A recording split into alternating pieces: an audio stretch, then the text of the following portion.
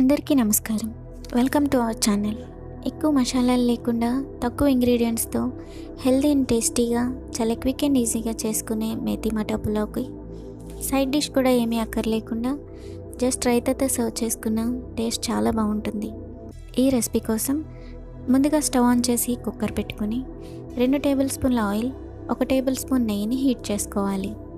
నెయ్యి కరిగి oil heat అయిన తర్వాత 1 బిర్యానీ ఆకు, 5-6 లవంగాలు, 3 యాలకులు, 1 ఉల్లిపాయ సన్నం తరుగు, 4 పచ్చిమిరపకాయలు వేసుకుని ఆనియన్స్ లైట్గా మెత్తబడి కలర్ మారేంత వరకు ఫ్రై చేసుకోవాలి.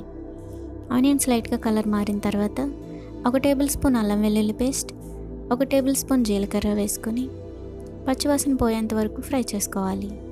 ఇప్పుడు ఇందులో ముందుగానే కడిగి కట్ చేసుకున్న మెంతికూర ఆకులను 100 గ్రాముల వరకు వేసుకోవాలి. ఇందులోనే 1 టీ స్పూన్ పసుపు కూడా వేసుకుని మెంతికూరను ఆయిల్లో బాగా మగ్గేంత వరకు ఫ్రై చేసుకోవాలి. బాగా వేగకపోతే మెంతికూర నుంచి చేదు వస్తుంది కాబట్టి ఆయిల్లో బాగా మగ్గి పచ్చివాసన పోయేంత వరకు ఫ్రై చేసుకోవాలి. ఇప్పుడు ఇందులో 1/2 కప్పు బఠానీ, ముందుగానే కడిగి అరగంట సేపు నానబెట్టుకున్న బాస్మతి బియ్యం 2 కప్పులు, 1 టేబుల్ స్పూన్ ఉప్పు వేసుకొని బియ్యం విరిగిపోకుండా స్లోగా కలుపుకోవాలి. నేను ఇక్కడ బాస్మతి వాడుతున్నాను కాబట్టి 2 కప్పులకి 3 కప్పులు వాటర్ యాడ్ చేసుకోవాలి.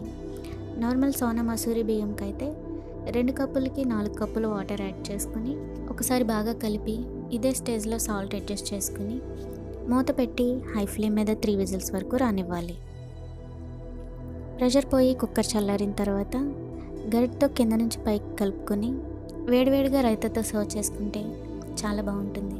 చూసారు కదా ఎంత ఫ్లేవర్ఫుల్గా టెంప్టింగ్గా ఉంది. మీరు కూడా తప్పకుండా ఒకసారి ట్రై చేసి మీకు ఎలా కుదిరిందో కామెంట్ చేయండి. వీడియో నచ్చితే తప్పకుండా లైక్ చేయండి. మరిన్ని టేస్టీ అండ్ సింపుల్ రెసిపీస్ కోసం ప్లీజ్ మన ఛానల్కి సబ్స్క్రైబ్ చేసుకోండి. Until then happy cooking. Thanks for watching.